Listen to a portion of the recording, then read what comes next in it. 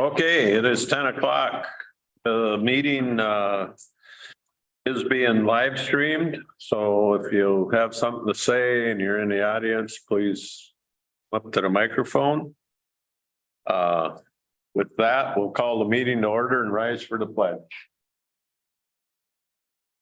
I pledge allegiance to the flag of the United States and to the republic for which it stands, one nation, under God, indivisible, with liberty and justice for all.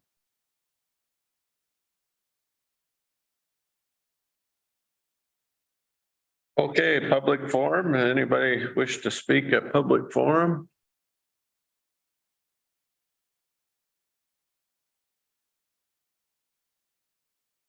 If not, we'll move on to the agenda. Got some additions and a correction. Yes, Mr. Chair, if we could, just a correction on the item number 2. The disbursements claims over 2,000. The correct number of claims is 529, not 500, as was indicated. And then in addition, if we could add regular agenda item 4.1, storm event and recovery update, and consider resolution 2022-65 declaring a local emergency. I'll move it, Mr. Chair. Next. Okay, we got a motion made and seconded to adopt the agenda as amended. Any discussion? If not, all in favor say aye. Aye. Opposed? We'll look to approve the minutes of the December 8th, 2022 County Board minutes and summary for publication, December 8th, 22 Truth and Taxation minutes, and December 13th Special Meeting Committee of the Whole. I have a correction on the truth and taxation. Okay, It says Patrick Winfred or Winfield, but it should be Patrice. Yeah, then I'll make a motion. What was the last name? Winfield or Winfield. Do you just want this? No, I'll check on it. Thank you. Okay. It's Patrice. I'll second. motion made by Lovegren, seconded by Moore. With the approval or with the change in the truth and taxation. Any more discussion? If not, all in favor say aye. Aye. Opposed? Okay, we'll move on to the boards and reports and correspondence, the Chemical Health Coalition minutes of November 10th, 2022, and Department of Human Services correspondence of December 6th, 2022. I'll move. I'll second. Oh, go ahead, Josh. All right, I'll second. Motion by Ludwig, seconded by Moore. Any discussion? If not, all in favor say aye. Aye. Opposed? Move on to the consent agenda. The change in there, you've had that in front of you for some time. I'll make a motion to accept the consent agenda.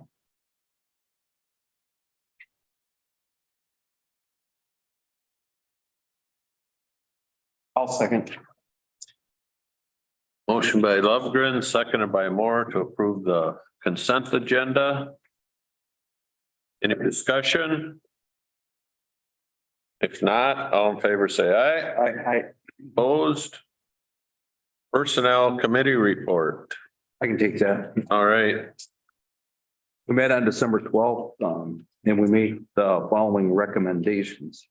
For Health and Human Services, we acknowledge the retirement of eligibility worker Julie Cox effective March 11th, 2023, and approve backfill of the position and any subsequent vacancies that may occur due to internal promotion and lateral transfer. We acknowledge the resignation of Office Support Specialist Brittany Hemsworth effective November 28th, and approve the backfill of that position and any subsequent vacancies that may occur due to internal promotion or lateral transfer. Approve the job description for the Family Resource Center Coordinator with the position grade of grade 9, authorize the recruitment of that, for that position and approve any backfill of any subsequent vacancies that may occur due to internal promotion or lateral transfer. Approve the job description for community support technician with a position of grade 7. Authorize recruitment for that position and the backfill of any subsequent vacancies that may occur due to internal promotion or lateral transfer.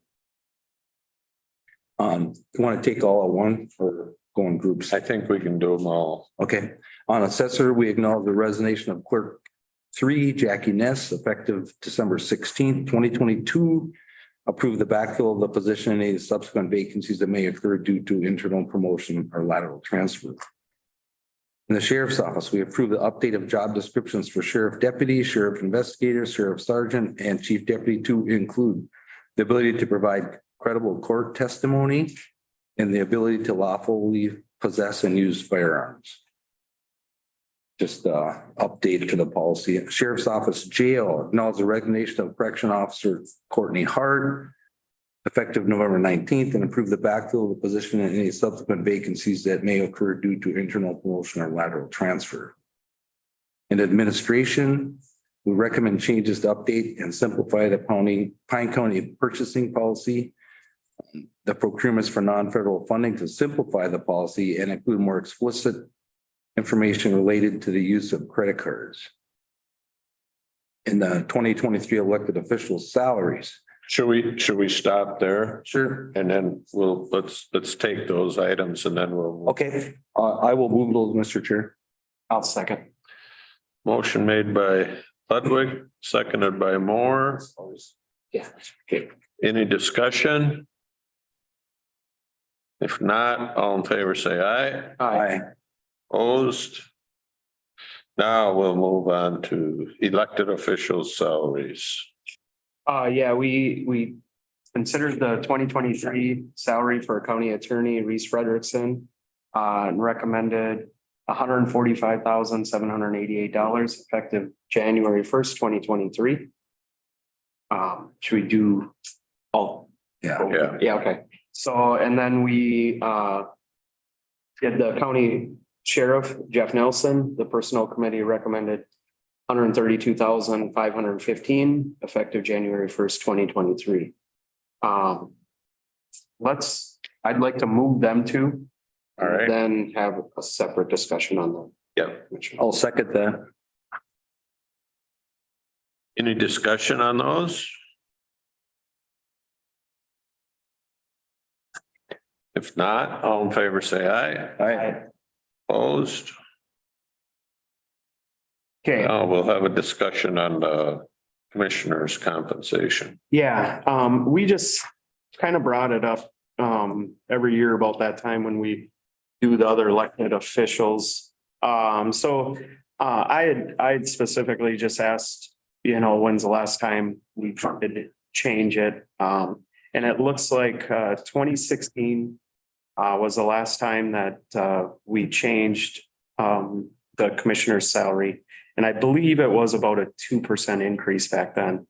In 2018, we did add an additional compensation for the chair, an extra $1,200 a year, $100 a month for everything the chair does. And prior to that, I think it was before I was on the board. This is before I was on, Yeah. 2006, I believe. And I think every year we just kind of have a discussion about what is, do we really want to get it far off or whatever. I think we should be cognizant of where it's at, not even necessarily for us, but for the next whatever, the next board. Yeah. So that's why I hate to, David had sent me a thing. What did Anoka County, they were 17% or something like that. But they went from 70-some thousand to 80-some thousand. So it was a lot. And we've done that before, and where all of a sudden you try to make up a little bit just to, market adjustments, and then you hit all at one shot versus, a little bit trying to keep up. Everybody knows what the market's doing right now. It's ridiculous. So And I think it was just so we could all have a discussion, and see what you think. So you guys want to have input. I don't know where we sit, if we're thinking of just match the COLA that we give the rest of the county employees on it, or have the discussion separately every year. Which is what we've done. And usually we say we're staying the same. That's what we've done, but, so what do you guys think? Personally, I agree with Josh. I think it needs to be brought up a little bit.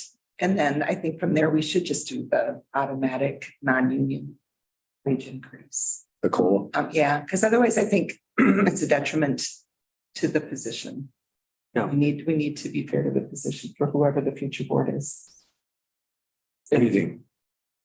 Well, Dave compared it to Anoka County, but we're not anywhere near And just to put that caliber of Anoka in County. context, it wasn't meant as a comparison that there's that it should be based on that. It was just shortly after the personnel committee, I saw the news story of Anoka County where the commissioners raised their salary 17%. And so I just thought it was topical and sent it along.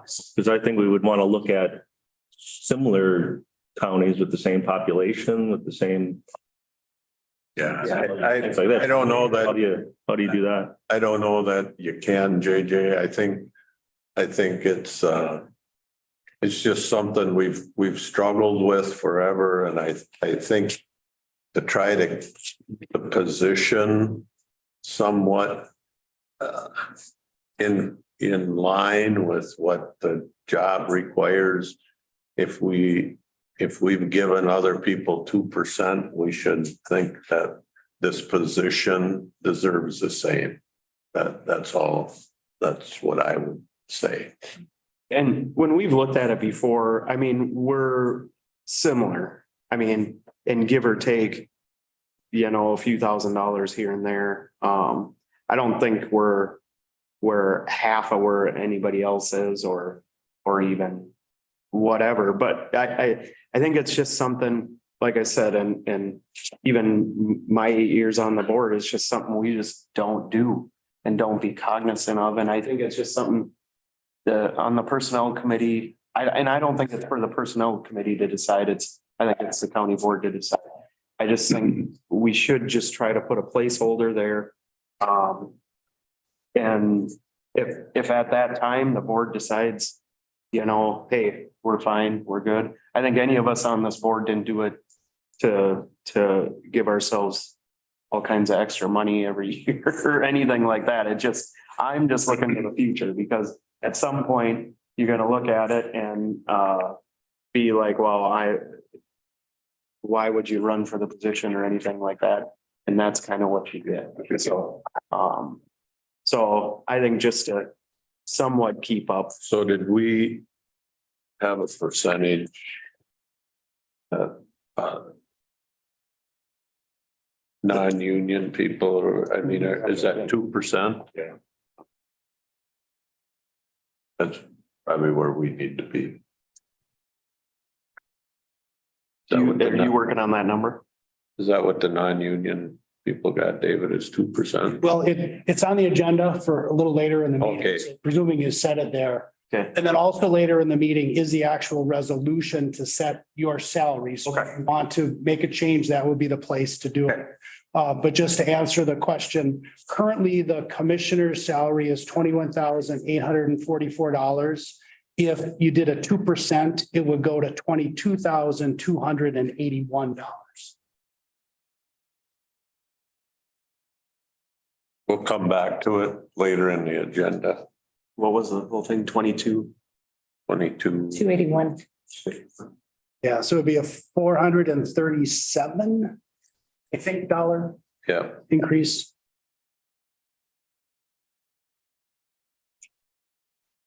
Okay, Yeah. we'll leave that there. So we'll move on then to the facility committee report. You want to start that? Well, I was just looking for the. I can start it. Okay. Yeah, we had a meeting and first thing was on the agenda was the sheriff's office right here, the substation remodel in Sandstone, the drying room and vestibule. The cost estimate came in at 79,785 and we didn't really approve anything. I think the drying room, maybe we're gonna go ahead with. But the vestibule separation, I don't think we will right now. But the drying room, they were just gonna kind of try to do. Change it a little bit. Yeah. See, I know, but they're gonna do it. Chair, I think Pete was getting some additional quotes on that as well. Right. Yeah. Yeah, it was so. That's gonna come back to us. The UPS upgrades. This is maybe I should just have Ryan explain it. Anyway, they're upgrading the panels in the whole courthouse. And there's the 15K that's in the jail. It's gonna be relocated, so it's outside the jail and they're just gonna go from, they have 3 panels now and they're going down to 2. And they're hopefully gonna pull it off without interruption with any service, and it's been a lot of work with. It's the whole electrical system. And then the jail study, which I think we discussed before, we put some dollars towards do a study in there, which it's what made the jail realize there was issues with separation of staff and stuff was COVID. Really, but there was always issues with when you have, there's certain inmates that have to be separate from other inmates. So the way the jail was designed in that pod system back in 2007 or whenever they did it, it's not the way they build them now. Well, this is the jail we have. So we were looking at what can we do with the females can't access rec. So we have a temporary rec set up for them so they can, because they have to go through the male population, this and that. So there was a lot of stuff happening. Well, that bill came in like, and we then go, we're back to the drawing board on that too. But we understand that there's some changes that have to be made and Rod's going back to with the changes that we discussed or how we can look. And so we're gonna get a new look at that. But what we discussed is where the females are. I don't know if you're familiar with the footprint of the jail, if you're looking at it, but there's that bank of cells that instead of adding, they were gonna do an addition to create female space. Why don't we just grab that bank of cells on that wall so we don't change the wall, and then that they can create access to the rec area if they're there. We'd have to put a wall internal probably, but so I'm just giving them really rough discussion there because I don't know what's gonna happen in there, but go ahead. Yeah, what's so frustrating is when you built it, whenever, it was what the Department of Corrections wanted and exactly, and now like totally flopped. So now they want us, and they're the ones coming down, doing all these deals about what we have to do and what we have to get done because of the way they told us how to build the jail. So that's what's frustrating. And as anybody knows, anything to do with public safety isn't measured in hundreds, it's hundreds of thousands and millions. So, Well, there's a lot going on. And you made me think, because the intake is an issue too. Yep. Because you have to have observations and stuff and the way it's set up. So intake needs something. yeah, The female needs something. You know, because we have to take care of the population. But I think what we ended up having a lot of discussion on too is we're probably not going to be a hotel in the future with what's designed. Nobody wants to, the state doesn't want to house prisoners out anymore. It costs money. So do we know what our jail population is going to be at any given time? No, we could have something go wrong, but we do know it's running lower. So, and it's expensive, even when we have them. And we always used to, capture some revenue housing inmates.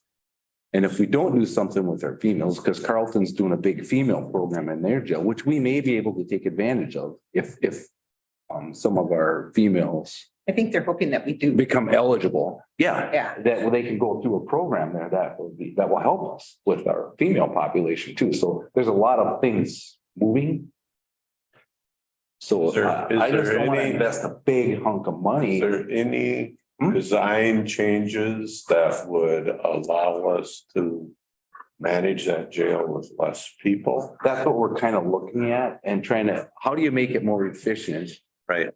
And could we have a smaller population in the future? We don't know in the jail. Well, that's part of the issue, I Right. think, is our population is way less than it Right. was Yeah. 12 years ago. Right. But the number of people we have watching that amount of people is basically the same, if I understand it right. Well, the state sets the number of jailers at the number of That's my beds. question. Yeah. Mr. Chair, Yeah. I think I can answer your Yeah. question. So one of the goals of the study was to find ways to increase the separation. Right. Because right now, we don't have adequate separation and we have populations that need to be separated. Right. For management purposes. The more separation you have, the more supervision you require. So the goal of the program, the natural outcome of the program is not going to be reduce Staff.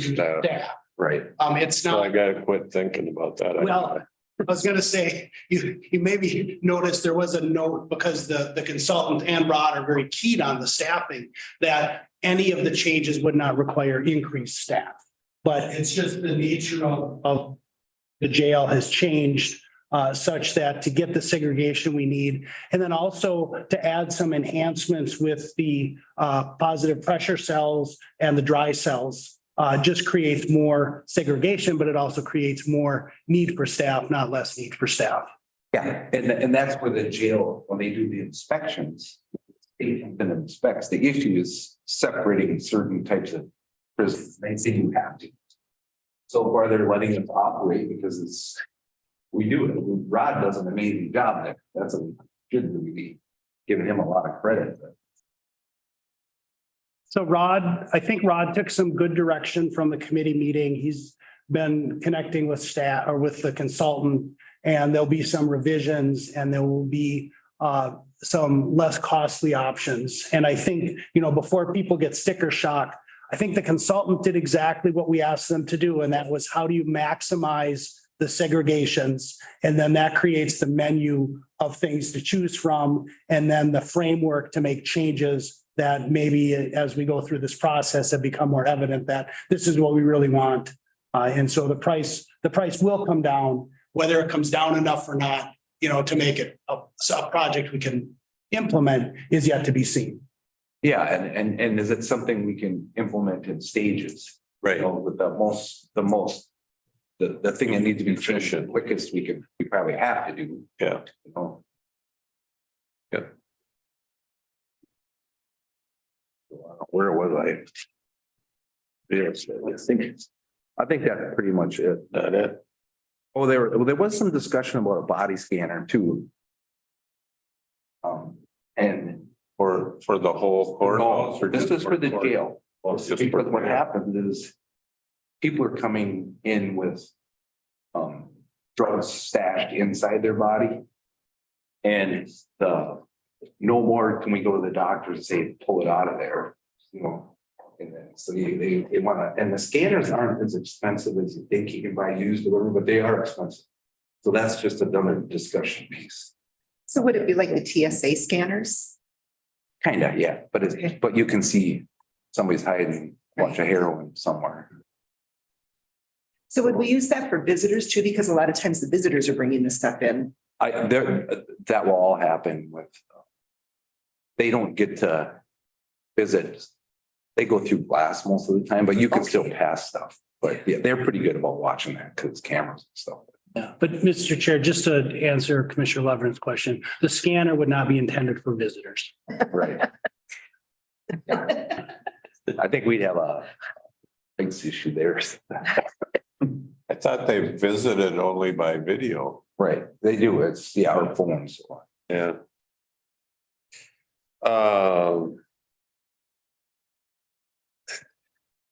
I think that's it. That it? Yeah. Pine County Personnel Board of Appeal appointment. David, can you Yeah. explain? I think I know. Mr. Chair, members of the board. So when the county exited the merit system, we were required to create a personnel board of appeals. A year ago, appointments were made for state. The regular term is 3 years, but Connie was appointed to a 1-year term so that all of the terms would be staggered. And so she is willing to serve a full 3-year term. And so if you're agreeable, you could make that appointment, and that's done under Minnesota statute 375.56. She is an excellent servant. I will make that, or I'll make that You're making that a motion, motion, yeah. right? I'll second. Got a motion by Lundgren, second by Ludwig to reappoint Connie McCrit to this board. Any discussion? If not, all in favor, say aye. Aye. Opposed? Hazardous mitigation plan update. Good morning, Mr. Chair, members of the board. Yeah, We have a lot to get through and make it brief. So, our hazard mitigation plan is up for renewal, basically, in 2024, January 2024. And we received an opportunity from the states to actually hire a planner. In doing so, they actually do all the work in hiring that planner, so we don't have to deal with any employment process like that. So don't get discouraged. What we need to do on our side is basically get a letter of commitment of funds and a resolution to do this. It says roughly 13,000, and that's a 25% match of the estimated 60,000 that it takes to do this. But the in-kind match is basically we doing all the work for it. Getting the meetings together, working with our agency partners, and that's including soil and water and everybody that we normally work with to do this. If we keep track of their hours, that's the in-kind match. There's no money out of pocket. So it looks deceiving on paper when you see that dollar sign. Just don't look at that. So generally a mitigation plan is anywhere between 12 and 18 months and we are down to basically a year. And this does put us a little bit behind because we are one of the first ones that are due in 2024. With the state's help, with their planners, we could get this a little bit expedited and get moving on it. So what I asked today is that we sign the letter of commitment of funds and the resolution. I don't have the number on my page, but if we could do that, that would be amazing. Get the ball rolling. It's 2022-59. 59, thank you. I had the preliminary here. I'll make a motion to motion 2022-15. Does it need to have this signing the letter of commitment with part of that motion? It's yeah. Yeah. So Yep. I'm gonna add that, Josh. Perfect. I'll second that. Got a motion by Moore, second Lundgren. Any discussion? If not, all in favor, say aye. Opposed, no. And then we've got 3.1 Disaster declaration. disaster declaration. excellent. Well, just a few short months ago, it feels like we were in the same spot, doing the same thing, very different disaster. So basically, what has occurred here in our community is started on December 13th. We received snow. I think the average was about 18 inches throughout the county. And that went into, of course, the next few days. On the 14th, our outages started happening across the county, and we had thousands upon thousands without power. I'm sure some of you were affected by that, fortunately. And in the process of this and trying to make sure between the sheriff's office, public health, and all of our agency partners in highway, you name it, life safety comes first. So we encourage people to shelter in place And we did have some warming shelters available, and at a moment's notice, we could have opened them up. We did have ASCO Community Center was open for a little bit. Moose Lake, we worked with our Kanabec County emergency, not Kanabec, sorry, Carlton County Emergency Management Partner, and had the Moose Lake School open. And that was available for our residents to go up there if they needed to. We did quite a variety, and actually I did not count how many welfare checks that we did on our residents here.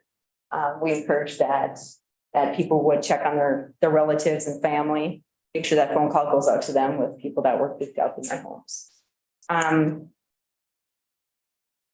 During all this and checking everybody throughout the weekend, of course, when power is coming back on, other power will go off. Thousands at a time, tens at a time. Very nerve-wracking for a lot of people. Fortunately, we did very well for what we endured. And working with our power cooperatives, we have a variety of them here in our county. Most people think that we only have one or two. We don't. We have multiple agencies that we work with. Some of them are cooperatives, and those cooperatives actually can count towards our losses for our county that we can file a declaration with. So that's why I'm here today, so we can start the declaration process. One of those cooperatives alone had reached our threshold. Our threshold is, I believe it's 10. I gave it to you guys in this little big packet. Yeah. Okay, it's around 109. Yep, so half of that 50% starts the trigger. It basically triggers our process to get going on this. And that cooperative alone surpassed that. So the next step and what we have done for every declaration that we've had in this county, unfortunately, we work with all of our local agencies that includes highway, our cities, our townships, our nonprofits. Yesterday, I was on one of our calls and Commissioner Moore, I know this affects you. I believe you're one of our trail people still for volunteering. We actually need to discuss with our trail partners because a lot of our trails are impassable. And some of those costs could be recouped through this.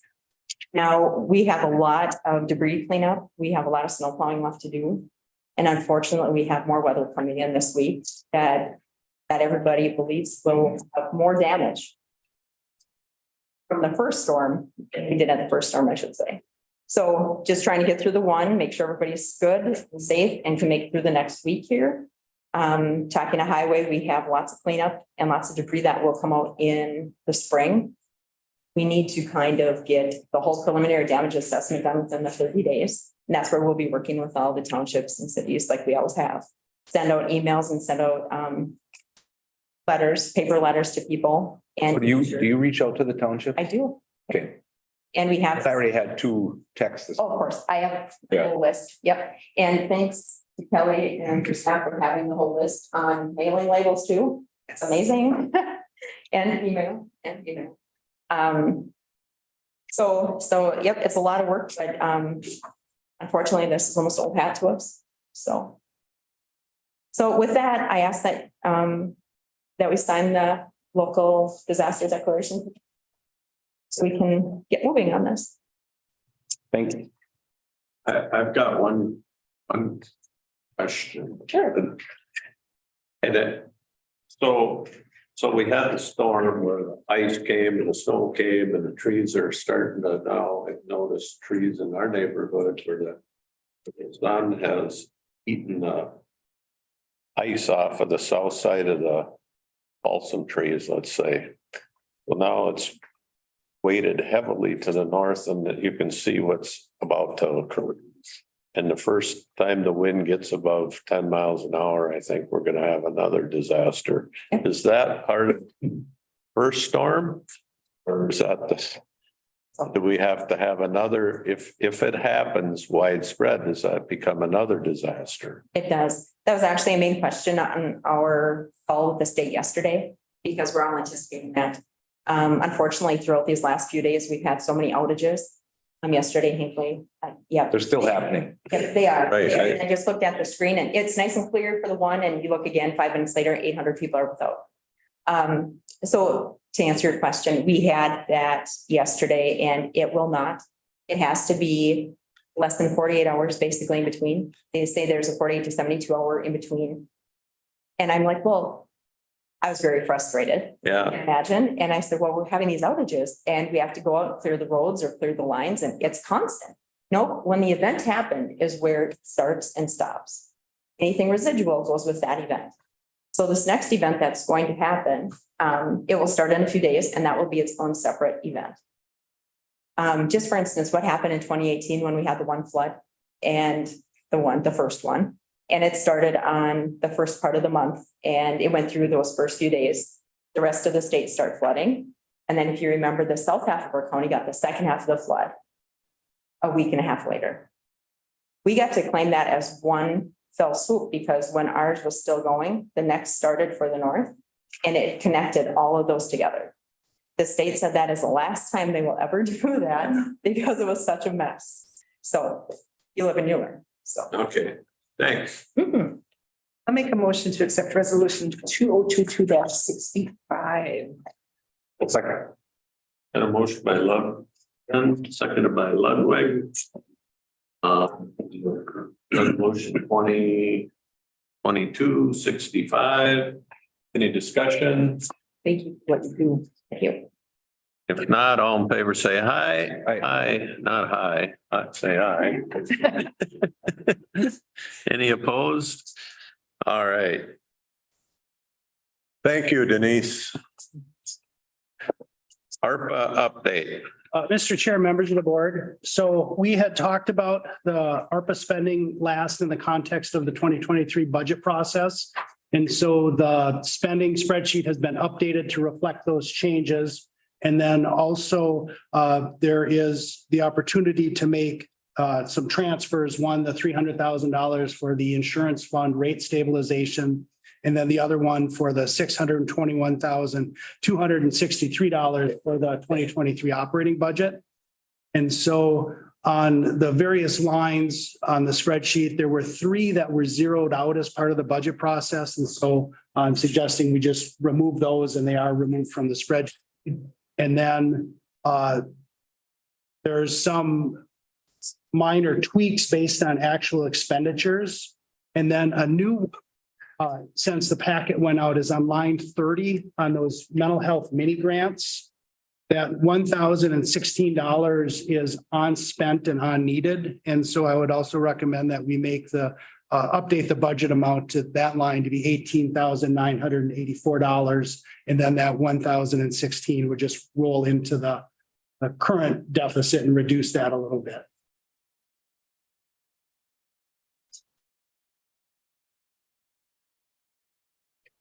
We need a motion to, I'll move that. Second. get a motion by Ludwig, seconded by Moore. Make these budget adjustments. Any discussion? I have a question for Kelly. And I shouldn't ask this, I'm sorry, but rolling the $300,000 over into the health insurance, is that going to get us through the year even? I was looking at our balance and it's pretty low. Right, so no, I likely will not get us through the end of the year. We will end the end of the year in a deficit. Still with adding that 300,000. That's what I thought. Should have asked. Thank you. Any other questions? Not, all in favor, say aye. I- Opposed? All right, we'll move on to the Pine County property tax levy and budget. This is what we've been working on since about a year ago. So, Thank you, Mr. Chair, members. of the Yep. board. Kelly Schroeder, County Auditor Treasurer. And so we have since the beginning of August been working on our 2023 property tax levy and budget. And back in the middle of November, we met and discussed where we were on the budget. We had gone over some changes at that time. Some savings that were found in Health and Human Services, some changes in the highway aid and spending. And then just some other little minor changes throughout the budget. Since that time, no additional changes have been identified. We held the Truth and Taxation meeting on December 8th. where the public could comment on the proposal. And so at this time, I'm recommending moving forward with the proposed budget that has been presented since about the middle of November. And then also property tax levy, which represents a 3% increase last year. And I can say those numbers if you want, or you've got them. So the budget has revenues of $54,489,814, and then total expenditures of $54,467,472. And within that revenue number was the property tax, $21,272 and 255. So questions?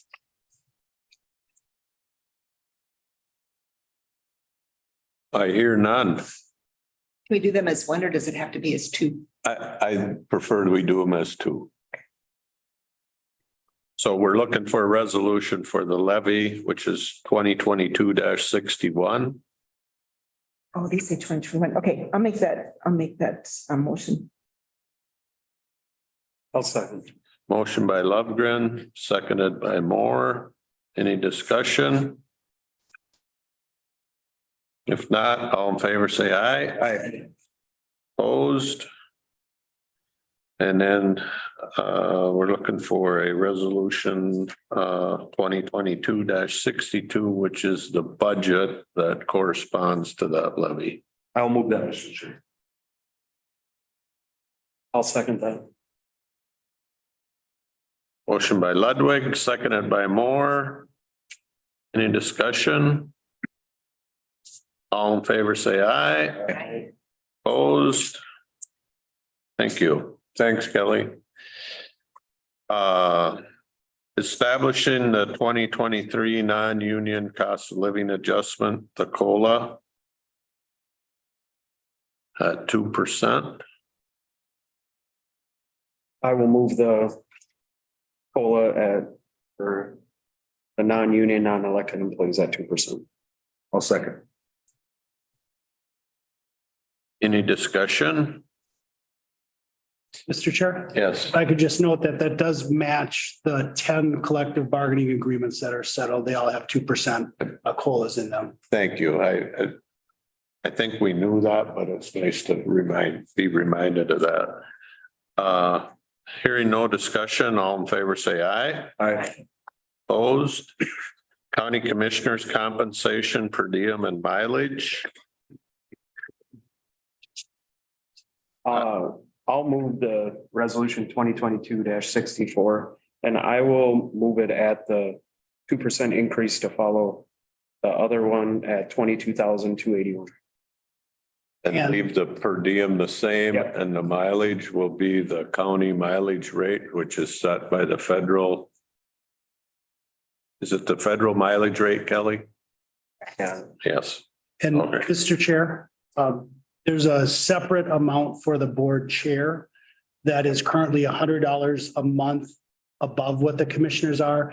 Is your intent that that would stay the same, increase, so it was still $100 a month, Yeah. or get the 2%? Yeah, what I was planning as that on top, yeah, so it would follow that 2%. Okay, so the dollar amounts then for the commissioner's salary would be $22,200, which is a $437 increase. And the salary for the county board chair would be $23,505, which is a $461 increase. Dave, what was that? What's the amount? 23,000? 505. Thank you. Moore made a motion. I'll second that. Lovegren seconded. Any discussion? I looked at a couple, if I can, Mr. Chair. Yep. Yeah, I looked at a couple counties, near us. And Mille Lacs is only at 17,000 with a $45 per diem. Did you compare, or did you have the opportunity to look at any of our neighboring? Yes. Unfortunately, I can't pop up Yeah. Like Carlton, I couldn't find. Look at Chisago, Isani, Carlton. We're above Kennebec. We're below Chisago, we're below Isani, and then below Carlton. I believe below Aiken.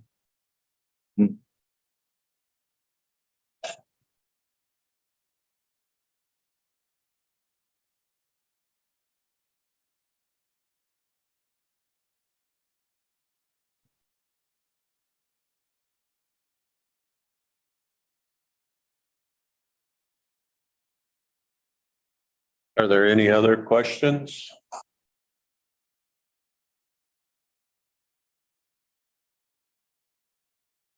If not, all in favor, say aye.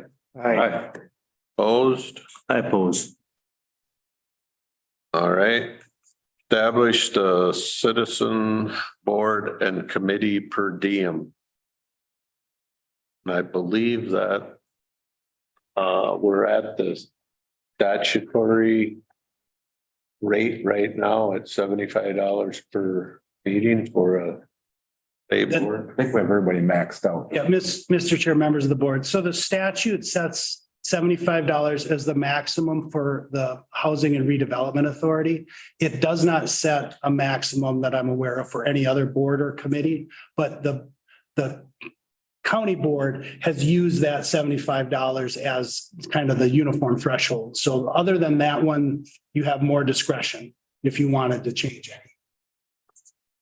I think we keep it all the same, 75, and I'll move that.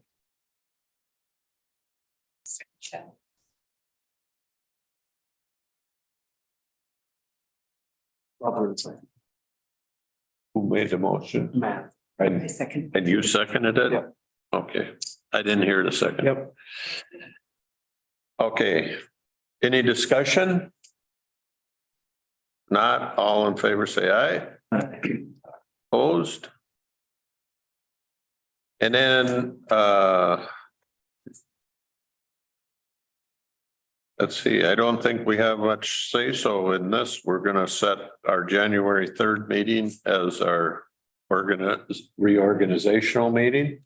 And that is actually set by statute, so we'll follow the statute. And we'll move on to commissioner updates. Holiday tree event. I thought it was awesome. I really think it's wonderful that we have a tree grower that donates a tree and beautiful white pine and we got some talented folks. We had Cassandra that was providing some music for us. And so I thought that was great. I thought the potluck, it's really good to have. I know we can't, because we have many facilities throughout the county. We don't take that opportunity to have a potluck in every site.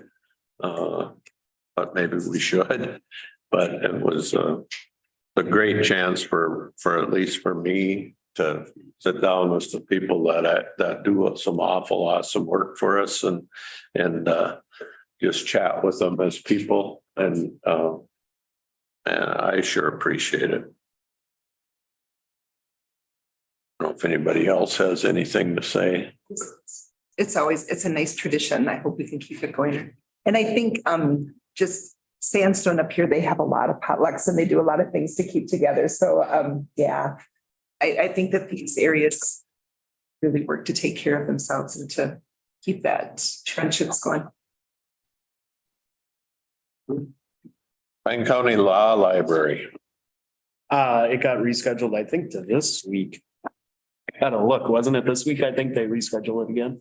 I didn't even see it. Yeah, it got changed and then I didn't make it. I forgot. Then I got an email, I think it's changed again. We didn't have a meeting. Central Minnesota Jobs and Training, It's been a week and a half, I guess, but we basically paid the bills and then heard the audit report. We got a clean audit report from Clifton Larson Allen. They do a great job. I like their year-end audit reports. They're kind of done in a timely fashion, and they explain really well where we're at, what they were seeing, and gives you kind of a warm fuzzy. East Central Solid Waste, we took care of some business and basically said goodbye to a couple of colleagues that have been on the board for quite a while. Denny McNally from Kanabec County and Dave Osland from Isani County. Dave retired, and so did Denny after many years of being on the board. So Denny was on the board, took a leave for about 8 years and came back on board for 8 more years. He's been a long timer. Library board. One of the big conversations was Narcan. They're going to be getting Narcan in the libraries is what they're looking at, because for them to hand it out, it's such a easy place to go to, and I was thinking, well, we have it in our sheriff's offices, for family members. But if my child was having drug issues and they wanted Narcan, would I want to walk into the sheriff's office to get it? Probably not. Where I'd be more likely to go to a library to pick it up. And so I asked them to please make sure that they're trained and that because they're going to have it to give to people too. They've had a couple incidents where people have been pretty high in their bathrooms. And so just trying to figure out how to keep people safe. And then the other big news is that Mille Lacs is going back to full payment. They are not going to be keeping their funds down. And so Onamia is very excited that they're going to be getting library service again, because when you don't pay your full amount, they take your library away or portions. So that was the big news from the libraries. Mr. Chair. Yeah. So did they close their library or did they just cut hours? No, it's an outreach to Onamia and they Okay. totally quit. Oh, that was that, where they send that summer van or something up there. Okay. Yeah. That came back on. Yep, that's back on board. Zoning board. I didn't make it. Caleb's not here. Okay. I didn't know they met last night. Okay. East Central Regional Development Commission. Yeah, we appointed Rick Lewis to replace Steve Oswald, who moved back to Alaska. And then really about it. Matt, do you have anything? HRA-EDA? JJ, I think you're thinking of the HRA EDA versus the East Central Regional Development Commission. Oh, all right. Well, that's the one I was at last night. It's more, Gotcha. I got something I got to bring up with the HREDA, but yeah, the one in Mora, yeah, that was last night. I was just explaining to Deb, I didn't get my packet from there until I got home with mail problems. But I got that right here. They made an appointment of Kester for her same position. Went over the financials last night. They're sitting at 57% of the budget. And the next meeting is I'm gonna attend Zoom. That's all I got for that. Kester, her name. She's been on the board. Yeah.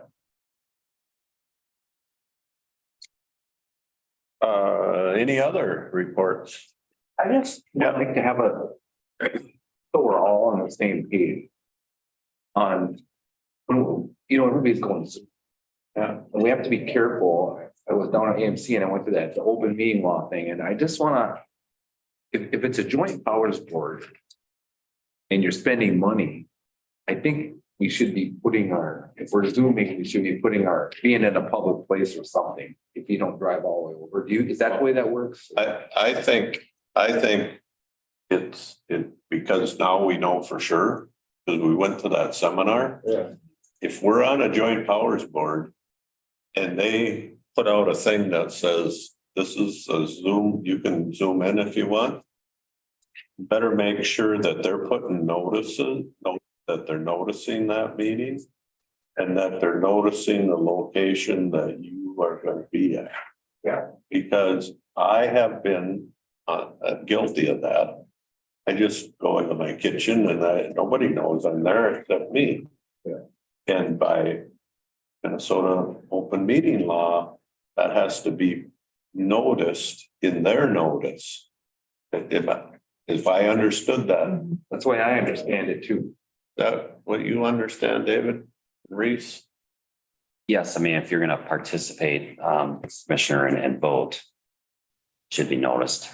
Yeah, and I think, and the confusing part is some of these outside boards we sit on are not joint powers. They're just committees. They're committees or they're, what are they called? Like the Central Minnesota Council on Aging is There's a nonprofit. nonprofit, so they don't have to follow the open meeting law. But the Solid Waste Commission, that is a joint powers board. They have not been we have not been doing it correctly. I'll admit that. Yeah, and just so you know, the county isn't gonna protect you because the commissioner is supposed to know. So if you get fined, it's coming out of your pocket. Right. Somebody, so. Yeah, and maybe just to give a little direction as best we can on that. If you're on another board, that board, whatever it's called, should have a clear understanding it is or is not covered under the open meeting law. And if you're suspect of what they say, because you've gone to the training and are smart, right? That's when you can come back and ask Reese and say, hey, they don't think they're covered under the open meeting law. Does that make sense to you?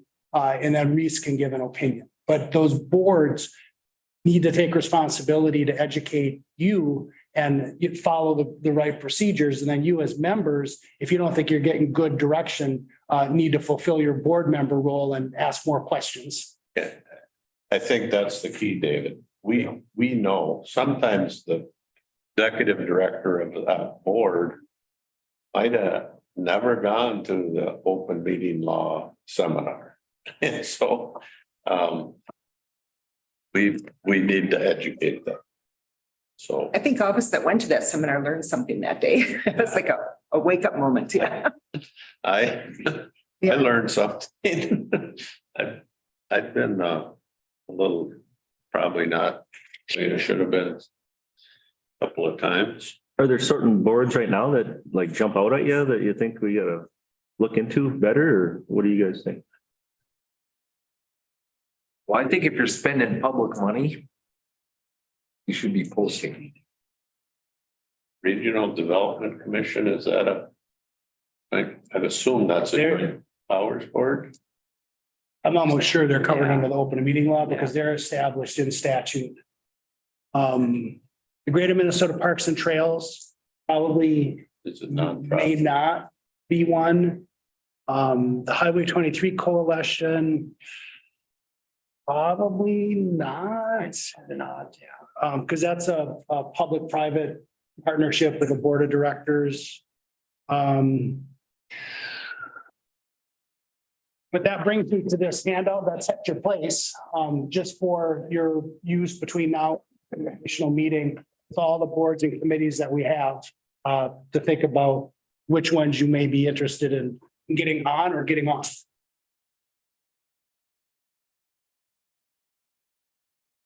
Back to the open meeting law with the, Yeah, maybe we could, is that something maybe Dave, between you and Reese, you could maybe see which ones that might be an issue? I mean, I guess I would speak for myself. I'd hate to get into a bind with anything.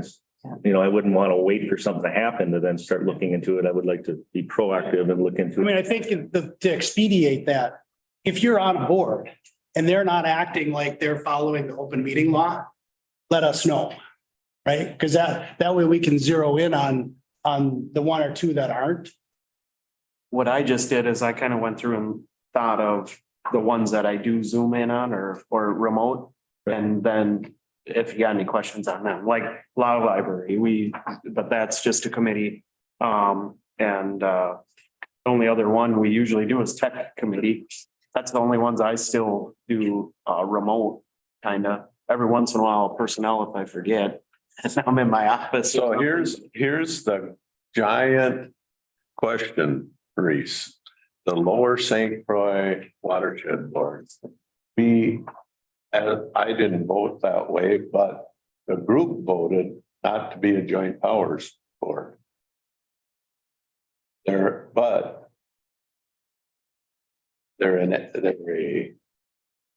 collaborative. So are they really covered under the open meeting law? Yeah, or aren't they? They're spending a lot of money. They're spending a lot of money, I would say. You don't have to answer that right now, but I think some of them get a little bit trickier than we think. The other thing, yeah, does have to be a lot of money. I mean, if you're getting a mileage or per diem to show up and represent your county, that there's money's being spent right there. Where's I guess that's why I would like to put it back on you guys to deal with this. It's more of a Money is clarification and. money is not one of the factors. Yeah. That's in the open meeting law. So whether it spends money or not is not a factor. It might be one that raises your interest because your personal liability might increase if you're spending a lot of money. But that's not a determining factor. Public business. Yeah, even as simple as a door automatically locking can cut access to the public, and then I would imagine technically you're in violation there too, right? I think that's happened, but I guess if you have any follow-up with this, I would certainly appreciate it.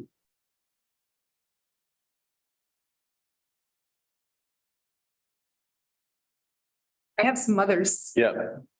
I started doing these echo Zooms because it's a lot of opioid stuff. So I thought to get in on what's going on with the opioid settlement thing. And this time I was on gambling and I wasn't going to sit on it, but I had another meeting that afternoon, so I did. And it was really interesting. 2/3 of Minnesota residents gambled in the past year. Glad to say I'm not one of the I'm one of the 1/3 on that one. 20% have problem gamblers have attempted suicide at least once. It's amazing, we have a casino in our area and you put it all together to what it's really doing to our area. It was really interesting. 73.2% have an alcohol disorder. 38.1% have a drug disorder, which is where we get a lot of the people that are running from the casino they chase because they're having issues. 49.6 have mood disorders and 41.3 have anxiety disorders.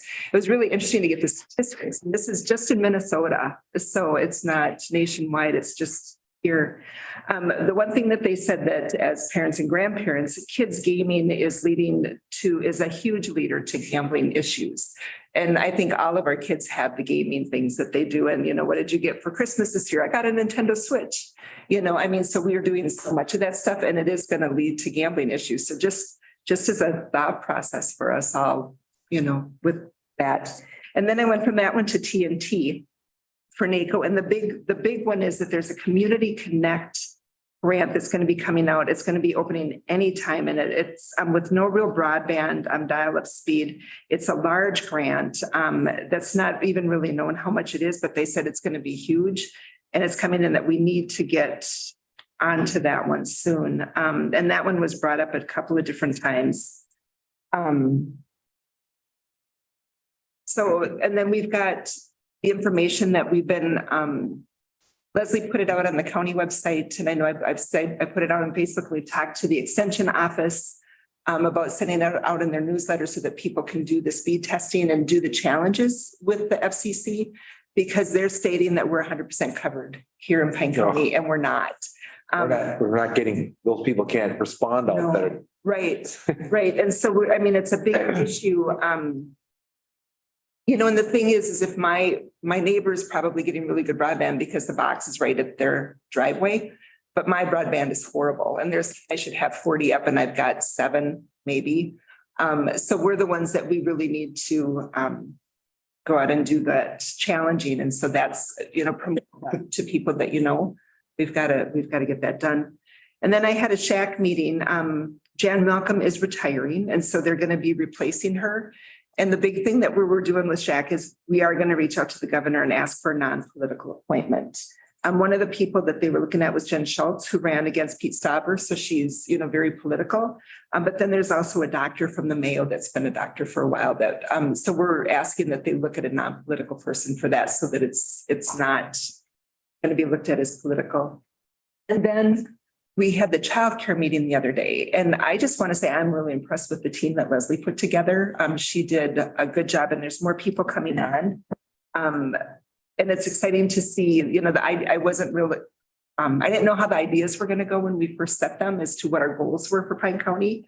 But I think it's going to be exciting, and hopefully we'll be able to get more childcare providers or substitutes for that field for this be worked on.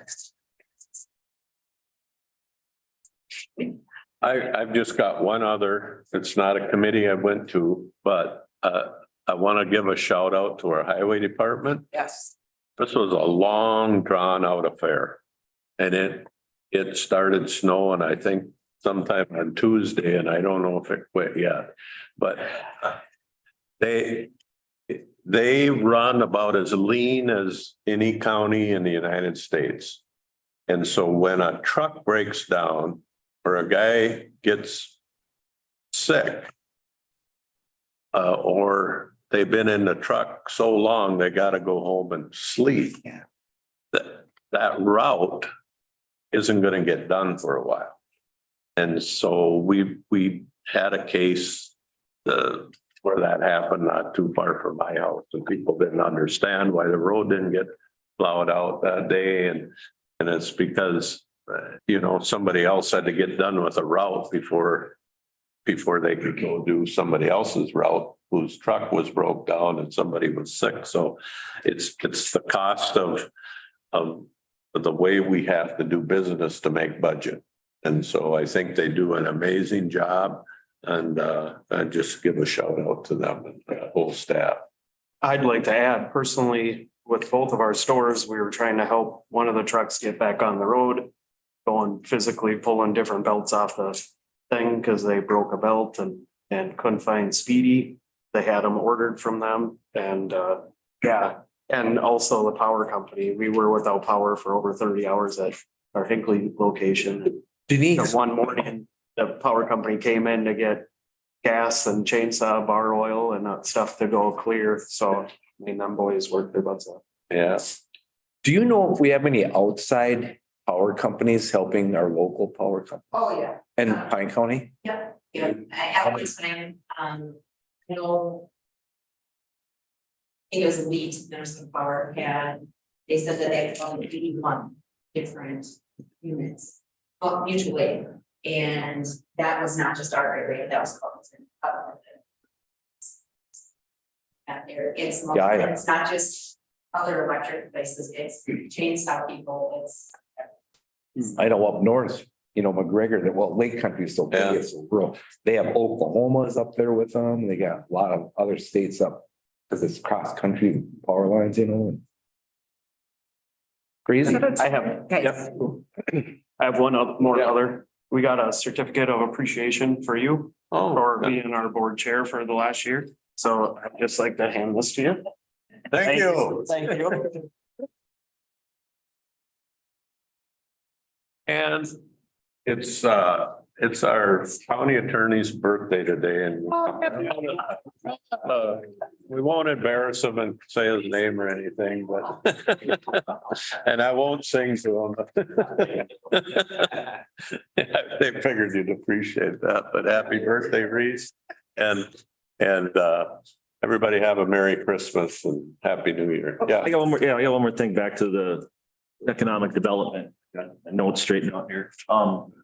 Right now we have on our website under the economic development, the county's advertising land that's ready for development.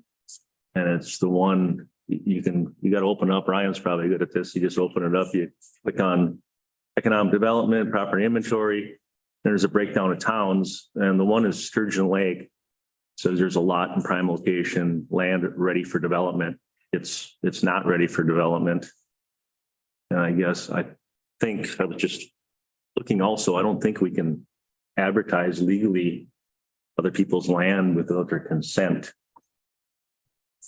I don't So know. is that something that Sturgeon Lake would say? No, it's right on our web. It's on No, Pine I County's know, but website. is it something that Sturgeon Lake had said, told the county that it is No, eligible for development? Because who puts that on there then? this is actually in Windermere Township besides, and I know firsthand because it was my property.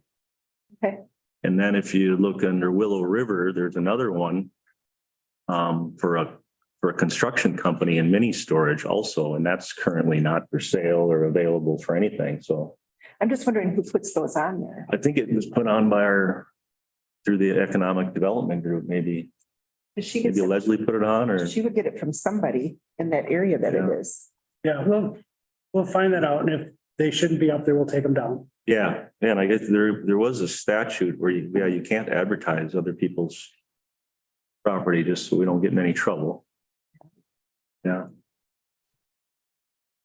So that ties back to my in the economic development on one of them, ECRDC or HREDA. So I'm just following up. Thank you. All right. No other business? Declare the meeting adjourned.